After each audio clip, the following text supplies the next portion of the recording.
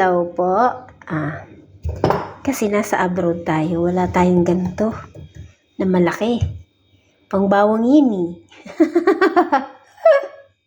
Magninilupak ako.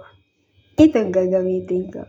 Ay kamuting kahoy. Tapos, yung buko na nasa jar, yun na lang gagamitin ko at saka butter and sugar. Oh, let's find out kung anong kalalabasan.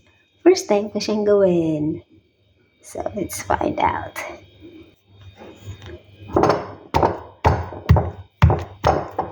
Mahirap pala siya kasi maliit ito. Grasya.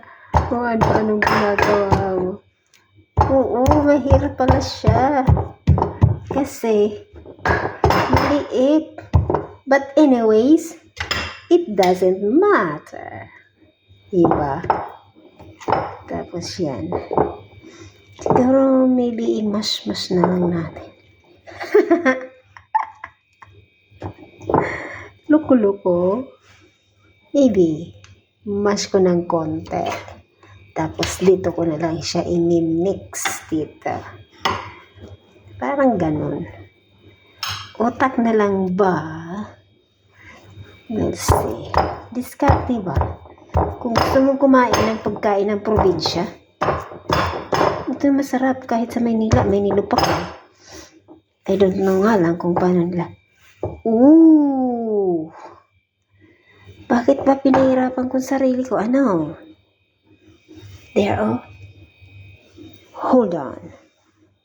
So, tinransfer ko siya dyan. So funny, Gracia. And let's add it there. Diba? Let's add the butter. Okay, let's add the butter.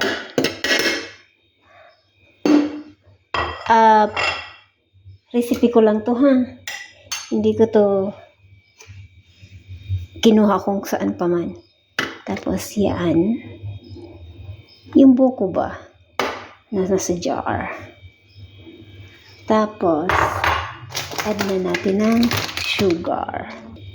Ayan, add natin ng sugar. Oh, diba? Now, let's find out kung magagrind siya na maayos ba't magiging nilupak. I don't think, yeah. I think, yeah.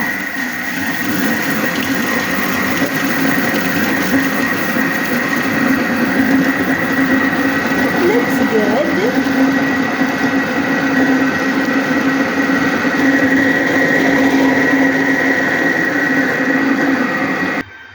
You see? Kalukuhan ko lang yan. Kalukuhan ko lang yan. Kasi, see, nilupak na siya. A little bit more.